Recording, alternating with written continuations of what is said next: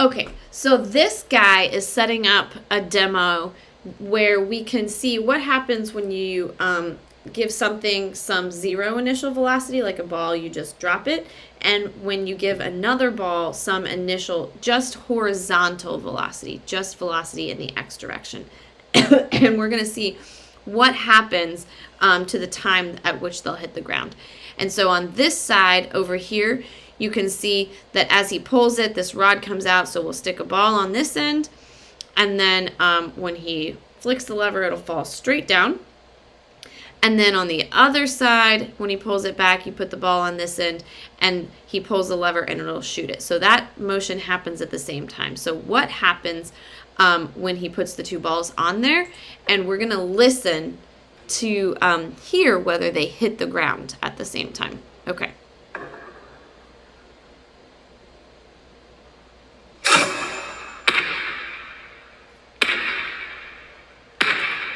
All right, to me, those balls hit at the same time. And so if we were to look at the motion diagram of these two objects, these two pool balls, we can see that the flash photography of them shows that this one is falling. And if you counted the number of flashes that it took to hit the ground, this one is falling at the same rate, even though it's also moving in the x direction.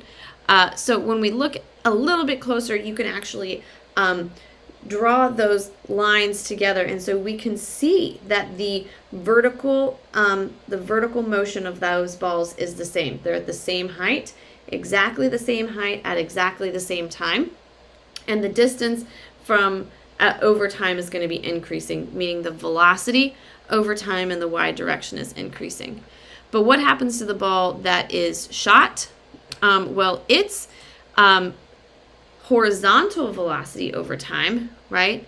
The distance it travels every time, if you look at the top of this red, it travels the same distance every time. And so from this, we can see that the velocity in the x direction is constant, and the velocity in the y direction is not. And so I'm going to write a couple of things down here that we know now.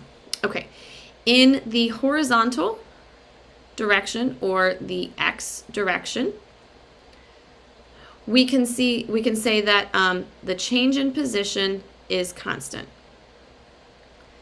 If the change in position is constant over time, that means that we have a constant velocity, meaning the acceleration in the x direction, we'll call this a sub x, the acceleration in the x direction is 0 meters per second squared.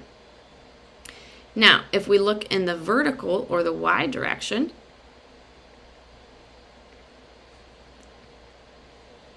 the change in y, delta y, or the change in height, is not constant. That change in y over time is actually increasing,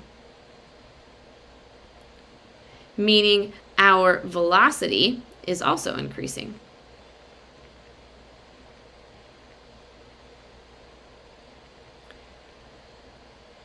That increase in the velocity, that's acceleration, right? So this ball, both of these balls, the velocity is increasing in the y direction, so the acceleration in the y direction is just opposite of the gravitational field strength, or we would say -10 meters per second squared. What would the graphs of these objects look like if we were graphing the, let's say, acceleration in the x direction then? Well, if we had the acceleration in the x direction versus time, then it's going to be a straight horizontal line at 0 because it's not accelerating. But if we're looking at the acceleration in the y direction over time, well, that is going to be constant and -10. So our acceleration over time will look like this for our two directions. This means if I'm going to graph my velocity in the y direction and my velocity in the x direction over time,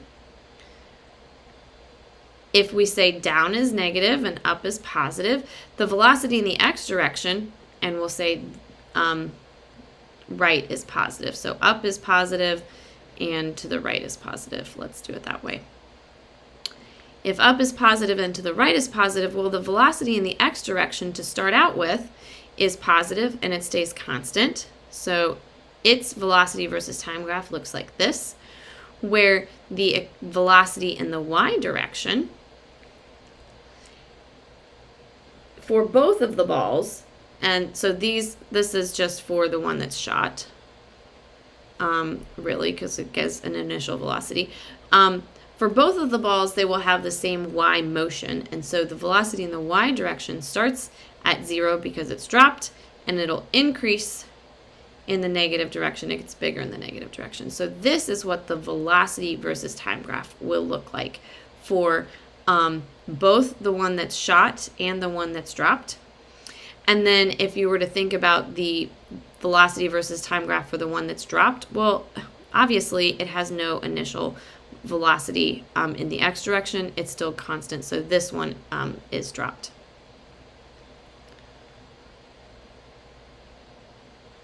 Sorry about that. Okay, I think that's it.